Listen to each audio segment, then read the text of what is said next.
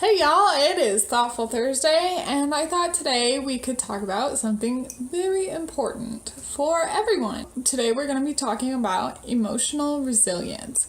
And emotional resilience is important for every person ever invented. Because everyone is going to go through something in their life that is difficult. You're going to have a bad day occasionally. Something's going to happen where you're going to need to be emotionally resilient.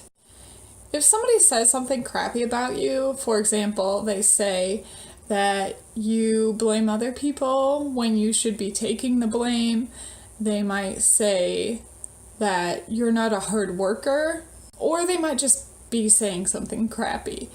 If they are saying something that is actually a criticism, you need to take a moment to sit down and think about what they said and not let it emotionally affect you, but consider what you can do to change that thing about yourself. Some people have said that I exaggerate a lot, that's true. But when people call me out on that, which is totally fair, call me out on it, whatever, that's fine. I try not to make it about them saying that I'm a crappy person.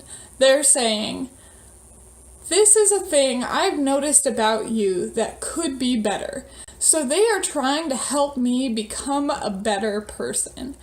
And I really appreciate that, because one of the biggest things that I work for in my life is becoming better. Every day I want to be a better person than the person I was yesterday. So basically, just take a second, think about what could be true about what they're saying and what you can do to change that about yourself. On the other hand, they might just be saying something crappy. They might be calling you a name. They might be telling you that you're a bad person, that you should hurt yourself or whatever. Those types of comments are not about you. Those types of comments are about the commenter. And it is so hard, I know, from personal experience, that it is so hard to not let these types of comments or words or whatever get to you, but you have to at least try. It's gonna feel crappy. It is. It's gonna feel so crappy. Let yourself feel crappy about it, but don't wallow in it. Don't sit there for days on end wondering why someone told you to kill yourself, because that's not a productive use of anyone's time. Take a second to feel crappy about it, and then redirect your energy.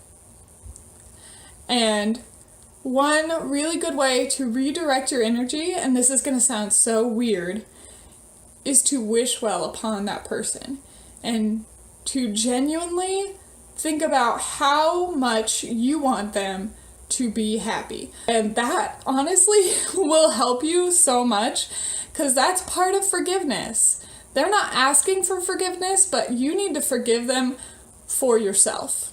And part of forgiveness is genuinely wishing someone well. If you're just having a crappy day, it might not be because somebody said something crappy about you. You might just be having a crappy day. Maybe somebody cut you off on the highway. Maybe your coffee was wrong. Maybe whatever. Take a second and say, wow, what a crappy day. This sucks. And then, again, like before, redirect your energy. Try to do something distracting. And maybe your crappy feelings are because of something really big, like the death of a loved one, or you're depressed, or you're anxious, or you failed at a thing that you really wanted to go well. You know what? That sucks, and I'm sorry, but it won't last forever. And you have to acknowledge that the pain will eventually become less. Maybe the pain will never go away, but the pain will become less. Take a second and analyze your down days. And these are days when everything goes okay, I guess, but you still feel crappy. Why are you feeling crappy? And what affects you the most? For me, if I don't get enough sleep, I'm going to have 3 down days in a row after that. So I have to get enough sleep or take a nap. That is non-negotiable for me. For some people, it's eating right. For some people, it's exercise. And for some people, it could be just time to themselves. Just take a minute and find out what affects you emotionally the most and make that your highest priority. Seriously, your highest priority. Make sure that you take care of that before you take care of anything else. And that sounds so selfish, but you can't take care of other people and you can't take care of other things until you take care of what you need. Because nobody, especially for adults who live on their own, nobody's gonna say, bedtime, make sure you go to bed, because you're a grown up and you have to take care of yourself. So after you find out the biggest thing that affects you, find out the rest of the things that affect you. This is probably up to 5 really big things. So maybe you were like, well, I'm not sure if it's sleep or exercising every day that makes me feel the worst. That's okay, because there's more. So what you want to do is make sure you get enough sleep, put it up here, and then next priority is making sure that you exercise. But if sleep is the higher priority and you only have enough time to either sleep or do some yoga, get a nap. And there's going to be things that everyone needs to take care of occasionally, but sometimes people just can't get to everything in one day, and that is totally fine. And make sure that you take care of the things that are most important to you. Have a self-care list of the things that are most important for your mental health and write it down on the wall if you need to. And follow the list. Sometimes you're gonna feel weird about saying, oh, I can't hang out tonight, I have to work out. Or, oh, I can't hang out tonight, I have to clean my house.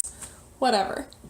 But trust me, your friends will understand. Sometimes you have friends you hang out with a lot, and it's not gonna hurt their feelings if you have to skip 1 night a week of hanging out to take care of you. They want you to be happy and healthy.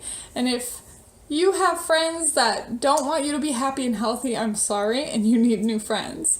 That leads right into my next thing, which is taking a look at the people that you spend time with. There are gonna be people in your life who are gonna say catty, crappy things to you, and they're just gonna be there to be negative and bring you down. And that is their problem.